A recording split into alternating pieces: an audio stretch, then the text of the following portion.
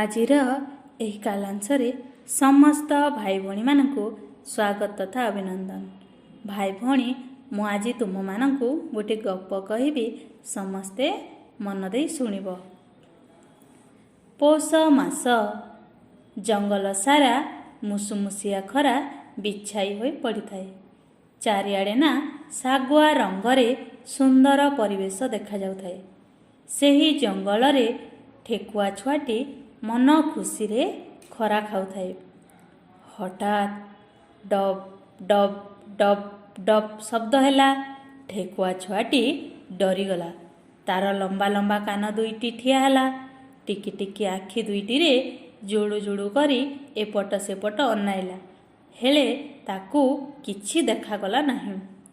ଏତିକି ବେଳେ ପୁଣି ଜୋରରେ ଡବ୍ ଡବ୍ ଡବ୍ ଶବ୍ଦ ହେଲା। ଠେକୁଆ ଛୁଆଟି ଛାନିଆ ହୋଇ ଘର ଆଡ଼କୁ ଧାଇଁଲା। ମା ପାଖରେ ପହଞ୍ଚି ମାକୁ ଭିଡ଼ି ଧରିଲା। ମା କହିଲେ, କ'ଣ ହେଲା, ଚାଲ ଦେଖିବା।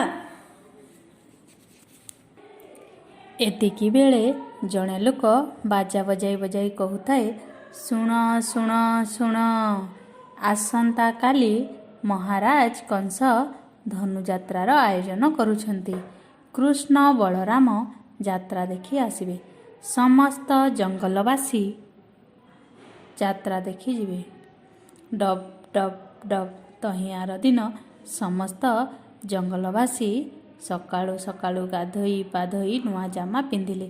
ସମସ୍ତେ ମଥୁରାପୁରକୁ ଧନୁଯାତ୍ରା ଦେଖିବା ପାଇଁ ବାହାରିଲେ।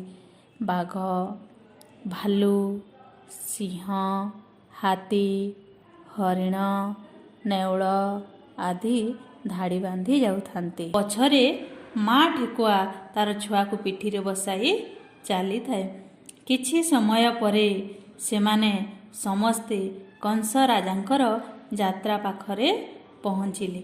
ମଣ୍ଡପର ଗୋଟିଏ କଡ଼ରେ କଂସ ରାଜାଙ୍କର ମଞ୍ଚ ବ୍ୟବସ୍ଥା ହୋଇଥିଲା।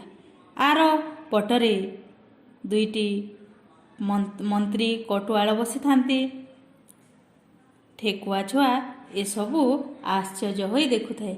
ଏତିକି ବେଳେ ବଡ଼ ପାଟିରେ ଜଣେ କହିଲା, ଶୁଣ ଶୁଣ ଶୁଣ, ରାଜାଧିରାଜ ବୀରବର ଗୌଡ଼େଶ୍ୱର ପ୍ରବଳ ପ୍ରତାପୀ ମହାରାଜା କଂସ ମଣ୍ଡପରେ ଉପସ୍ଥିତ ହେଉଛନ୍ତି। ଏହାପରେ ସମସ୍ତେ ଚୁପଚାପ ଦ୍ୱାର ଆଡ଼କୁ ଚାହିଁଲେ। ସେମାନେ ଦେଖିଲେ ବିରାଟ ହାତୀ ଉପରେ ବସି କଂସ ମହାରାଜା ଆସୁଛନ୍ତି। ଆଗରେ ତୁରୀ, ଢୋଲ, ଶଙ୍ଖ, ନାଗରା ବାଜୁଥିଲା।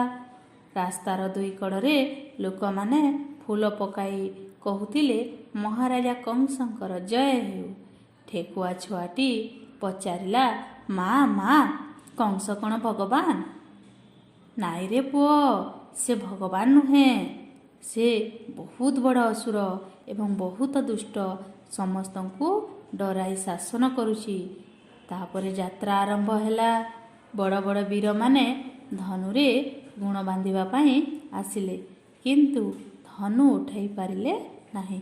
ସମସ୍ତେ ଆଶ୍ଚର୍ଯ୍ୟ ହେଉଥାନ୍ତି। ତାପରେ କୃଷ୍ଣ କ'ଣ କଲେ, ଧନୁକୁ ନମସ୍କାର କଲେ ଏବଂ ବାମ ହାତରେ ଉଠାଇ ଗୁଣ ଚଢ଼ାଇବା ସମୟରେ ଧନୁଟି ଭାଙ୍ଗିଗଲା। ଏତିକି ବେଳେ ଶୁଭିଲା, କୃଷ୍ଣ ବଳରାମଙ୍କର ଜୟ ହେଉ।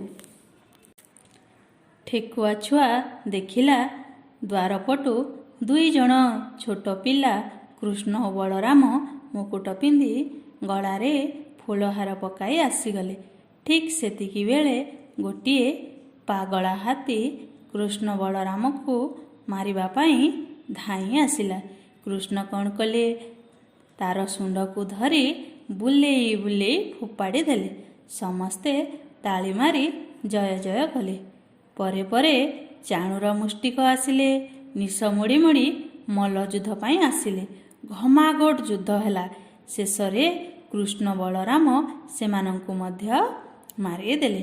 ଏସବୁ ଦେଖି କଂସ ଡରିଗଲା। ମଞ୍ଚ ଉପରୁ ତଳକୁ ପଡ଼ି ମରିଗଲା। ସମସ୍ତେ କୃଷ୍ଣ ବଳରାମଙ୍କର ଜୟଗାନ କଲେ। ଠେକୁଆ ଛୁଆ ମଧ୍ୟ କୃଷ୍ଣଙ୍କ ଜୟଗାନ କରି କେତେ ରକମ ମିଠା ଖାଇ ମା ସହିତ ଘରକୁ ଫେରିଲା। ଏହି ଗପର ନାମ ହେଉଛି ଚାଲ ଦେଖିଯିବା ଧନୁଯାତ୍ରା।